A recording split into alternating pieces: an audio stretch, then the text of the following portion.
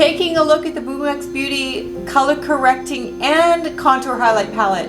This little combination is really interesting. The top row is all the color correcting row, as well as, so we've got mint here, yellow, and more of a salmon color. And on the bottom row is more contour shaping, blending the shape, and then highlight. So this is a cream palette, guys, and it is so wonderful to work with for mature skin. It's available on the Boomx Beauty site. You guys can take a look, and I'll show you how I was able to contour and highlight my face pre this makeup, and let's roll the video. Hi everyone, welcome back to Boomx Beauty Beat. My name is Laura. We do everything mature woman, from beauty, self-help, and lifestyle. But today I promised you guys I was coming back to show you a corrector and contour cream kit that I have in the line with Boomx Beauty, and I just wanted to show it to you. It's all mucked up because I've been working on this side of my face, and this has nothing. So only thing I have on my face right now is just the contour corrector kit, and I'll show you what I did to kind of accomplish what I have so far. All right, so my face shape has changed over the years. The face shape, basically, there's certain face shapes that are easier to work with than others. My weight loss has changed my face, and so basically I had more like of a jowly, sort of an inverted, no, I would say more of a triangle shape face, so small here and then wider here. And just with weight loss, it's become a little bit more balanced. And you know, I basically have a combo of like a square oval face. So I've got a little bit of squareness, and I've got a little bit of a square jaw, and you know, the high points of my face are basically balanced, but it's got just a touch of squareness to it. And all right, so basically I'm going to show you how this contour kit works. I've got my brushes here. I'm going to take up some brushes. I think I've got all I need. If I need anything extra, I will grab it from my other bin there. But what we're going to start with right now is, let's just do a little bit of color correcting. And what I'm going to do is take the orangier one in here. This one has a little bit of yellow to it, so I can combine these two quite well, and it does a nice job of color correcting underneath my eyes. And we all know, guys, that I am the dark circle queen on YouTube because I have pretty dark circles. They are Italian and heredity and all of that good stuff. So it's just something that we all have some stuff to deal with. So basically, I'm just going to color correct a little bit of the under eye here.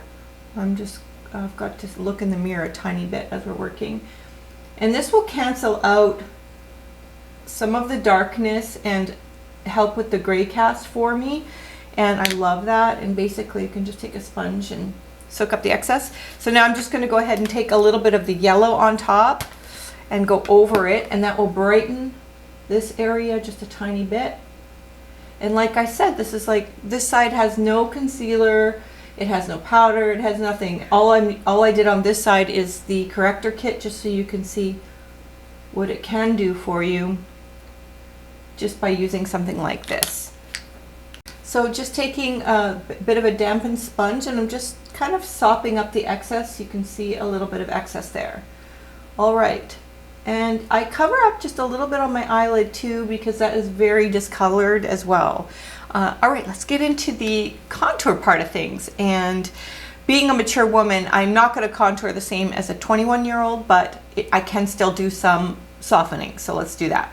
I'm taking this small little brush here. It's not quite blush brush size, and I really like this for contouring because it's got a nice little beveled head.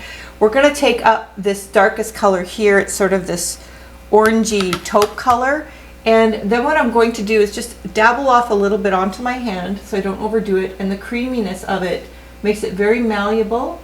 And I'm just going to feel, you can feel in your fingers where your cheekbone area is, and this area just slightly underneath it is going to be that little contour zone. So you don't want to bring it down too low here because it will make you look dragged down. So you want to keep it sort of up and bright and in this cheek zone that is a little scooped.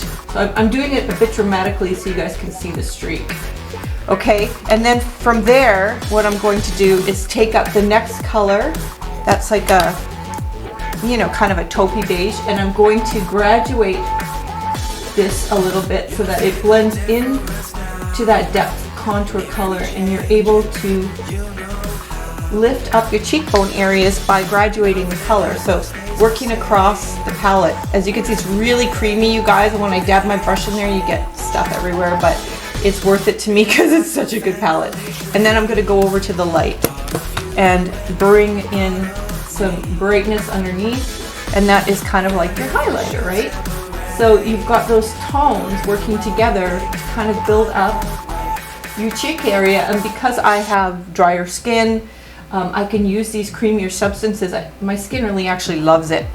So just underneath this area here, what we're going to do is go back into the light so that we can build a bit of lightness to dark depth. And that lightning underneath is going to keep your cheekbone kind of chiseled out right here. So you can see that dark streak right there. So I'm just bringing a little bit of this in. Now,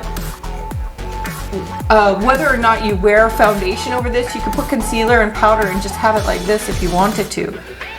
Or you could go ahead and put foundation on top and do all of your regular makeup on top of this. That's your call. But because this does some coverage, you might be happy with the amount that you're getting. So now we're getting a little bit of depth building. I'm going to take that same dark color, this one here, and we're going to work around the perimeter of the forehead. All right, so we're just going to I took up a little bit of product onto my brush. I dabble it just so that you can sort of see the color, and then I'm just going to drag this up right into the hairline, and that kind of shadowy color is building a bit of dimension into the face.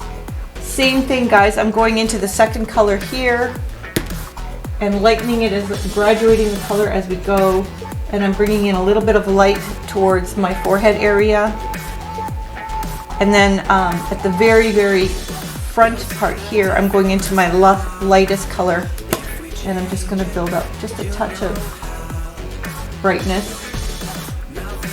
So you can see it doesn't take, it looks complicated, but it doesn't take that much to do. And then from there, you could just take your sponge and kind of dobble it along just to make sure it's all blended. And check your hairline and wiggle the skin underneath the hair so you don't get any weird mask-like appearance. So check on that as you're working. So from there, you guys can make some strategic decisions. We're going to go into this deepest tone again, and taking up, I'm using the same brush, by the way, because I'm building kind of a structure. I don't mind the colors mixing together. That's something I actually encourage doing a little bit. So we're just going to chisel out a touch of a jawline here. You can see right around here it gets a little weaker, so that putting this line kind of straight sharpens up the line a little bit, and then drag the excess downward so that it moves down your neck and kind of coordinates a bit.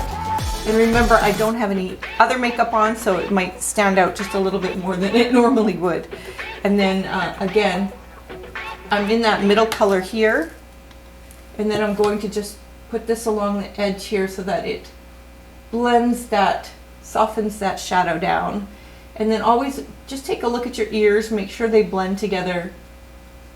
Now, a couple other little tiny things to show you guys before we wrap this up. I just wanted to give you a good kind of view of it all. Is just, if you wanted to do nose work, you don't have to. I find sometimes the nose work gets a little tricky for many people, so you can. So basically what I'm going to do is I'm taking a little bit of that darkest color here, and I'm just dragging this up into my beginning of my eyebrow area so that it creates a bit of a shaped effect, and I can shorten my nose a little bit. My biggest concern with my nose is just really kind of like the length of it. It likes to grow.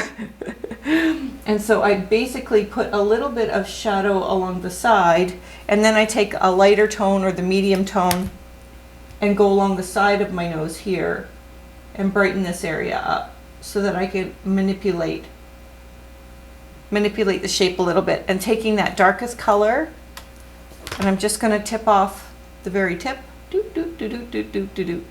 Just a little dirt mark there. Just to shorten the edge of it. And then you could take that lightest tone here, and you could tip off the tip of your nose like this. Just a little light streak. And that way you can kind of remake where the light wants to hit the edge of your nose and so forth. A lot of people like to use that darker color around the lip area. You guys can play with that idea if you want to. And that's just here.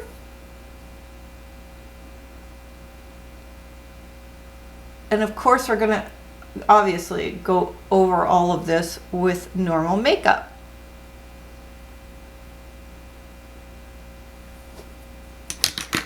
Right? So I don't know if you guys can see that little bit of contour work on my mature skin, and I'll go finish the rest of my makeup, come back. I hope you guys had fun watching that, and I know it's a little bit different to be really pushing the highlight contour on mature skin, but I really feel if it's done with creams, I think that it's a little bit more flattering on our skin, because my skin is drier. Not everyone has dry skin, and using the creams, it melts into the skin, and I just think it does a beautiful job of building shape and, you know, giving the face some dimension. So I hope you guys enjoyed that, and give me your comments below. Don't forget to like and subscribe, and we'll see you soon in the next video. Bye for now.